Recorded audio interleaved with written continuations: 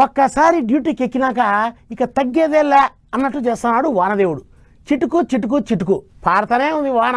అటు ఆకాశం మబ్బు పట్టింది, ఇటు మనుషులు కూడా మబ్బు పట్టినట్టే ఉంటున్నారు.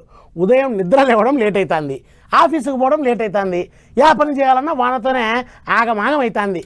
అన్నిటికీ మించి లోతట్టు ప్రాంతాల్లో ఉండే జనము వానలతో ముప్పతిప్పలు పడుతున్నారు. ఇప్పుడు అదిగో చూడండి ఎట్లట్టున్నాయి వాళ్ళ కష్టాలు.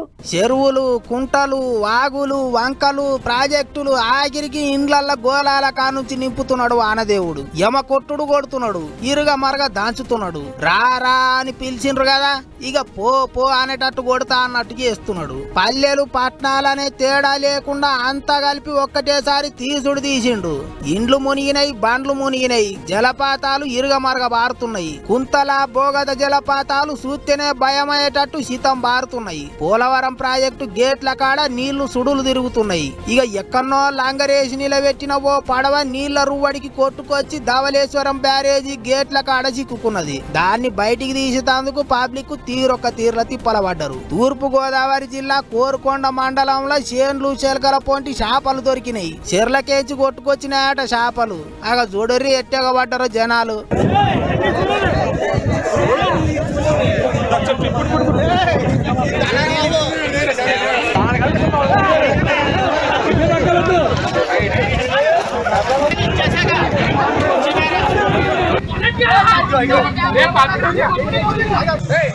ఎంత పట్టుకెళ్తున్నారా? చేపలంటే ఏదో బుడ్డ పరకాలు అనుకున్నాం గానీ పెద్ద పెద్ద బొచ్చలు పడ్డాయి కదా.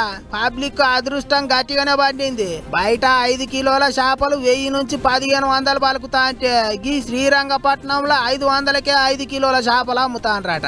ఇగిదిట్లుంటే ఇంకో దిక్కు పంటలన్నీ మునిగి రైతులు పరేషాన్ అవుతున్నారు. ఎట్టరా దేవుడా అని బాధపడుతుండ్రు. జిల్లాల పొంటి వాగులు వంకలు బొంగి పొర్లుతున్నాయి, ప్రాజెక్టులు గేట్లు ఎత్తుకున్నాయి.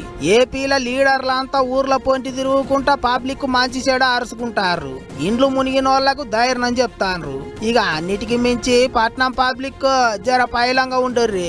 ఏడబడితే ఆడ మ్యాన్హోల్ బొక్కలు నోరు తెరుచుకొని ఉంటాయి, నాలాలు రువ్వడిగా వారుతుంటాయి. వెనక ముంగడ చూసుకొని పోన్రి, ఇంకా వానలు పడతాయి అంటున్నారు ఆఫీసర్లు. ఈ 4 వద్దులు పైలంగా ఇండ్లకి చేరుకోన్రి.